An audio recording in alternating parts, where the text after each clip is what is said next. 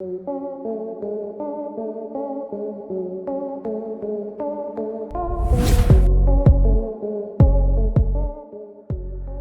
क्या आप बच्चों के मुंडन संस्कार के पीछे का कारण जानते हैं? अगर नहीं तो क्या आप जानते हैं कि माथे पर तिलक क्यों लगाया जाता है? अगर ये भी नहीं तो क्या आप जानते हैं कि हिंदू धर्म में चरण क्यों स्पर्श किए जाते हैं? अगर नहीं तो बने रहिए हमारे साथ इस वीडियो में। आज हम ऐसे ही कुछ शानदार फैक्ट्स के बारे में जानने वाले हैं। तो आइए शुरू करते हैं। फैक्ट नंबर 1, बच्चों के बालों का मुंडन संस्कार क्यों करवाया जाता है? हिंदू धर्म के 16 संस्कारों में से एक संस्कार मुंडन भी है। शिशु जब जन्म लेता है तब उसके सिर पर गर्भ के समय से ही कुछ केश पाए जाते हैं जो अशुद्ध माने जाते हैं। इसके पीछे कारण यह है कि जब बच्चा मां के गर्भ में होता है तब उसके सिर के बालों में बहुत से कीटाणु, बैक्टीरिया और जीवाणु लगे होते हैं जो साधारण तरह से धोने से नहीं निकलते। इसके लिए एक बार बच्चे का मुंडन जरूरी होता है। बाल कटवाने से शरीर की अनावश्यक गर्मी निकल जाती है जिससे दिमाग व सिर ठंडा रहता है। बच्चों में दांत निकलते समय होने वाला सिर दर्द व तालू का कांपना बंद हो जाता है। शरीर पर और विशेषकर सिर पर विटामिन डी में पड़ने से कोशिकाएं जागृत होकर खून का प्रसारण अच्छी तरह कर पाती हैं, जिससे भविष्य में आने वाले केश बेहतर होते हैं। जब बच्चों के दांत निकलने लगते हैं तो उन्हें कई प्रकार के रोग होने की संभावनाएं रहती है। अक्सर इस समय बच्चों में निर्बलता, चिड़चिड़ापन आदि उत्पन्न होने लगता है और उसे दस्त व बाल झड़ने की शिकायत होने लगती है। मुंडन कराने से बच्चों के शरीर का तापमान सामान्य हो जाता है और अनेक शारीरिक तथा स्वास्थ्य संबंधी समस्याओं जैसे फोड़े, फुंसी, दस्त आदि से बच्चों की रक्षा होती है।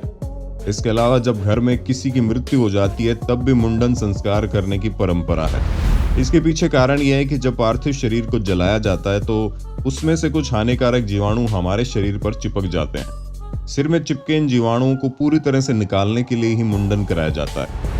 कुछ संप्रदाय में मुंडन का कार्य दाह संस्कार से पहले ही कर दिया जाता है।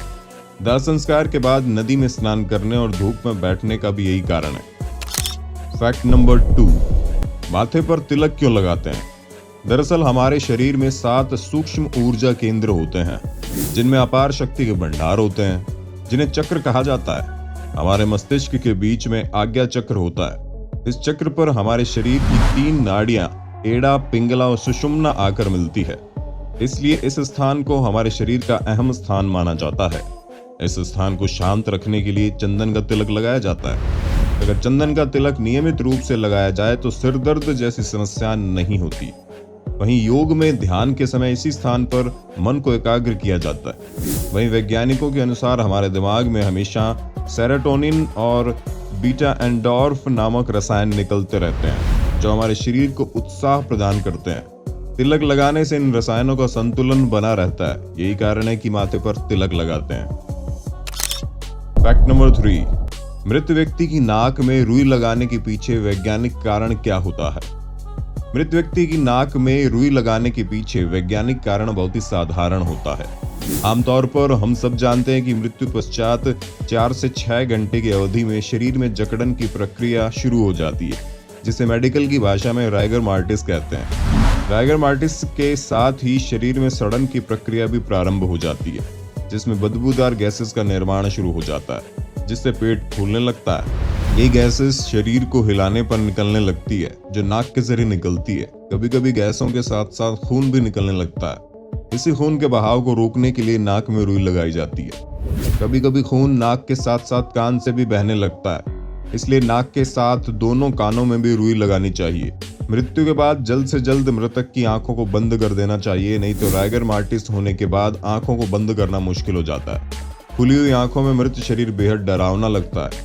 मृत्यु के तत्काल बाद मृतक के हाथ भी शरीर के साथ लगा कर रखना चाहिए, नहीं तो राइगर मार्टिस के कारण अकड़े हुए हाथों को भी सीधा करना बड़ा मुश्किल कार्य हो जाता है एवं फैले हुए हाथों के साथ शरीर को शमशान ले जाने में भी कठिनाई का सामना करना पड़ता है।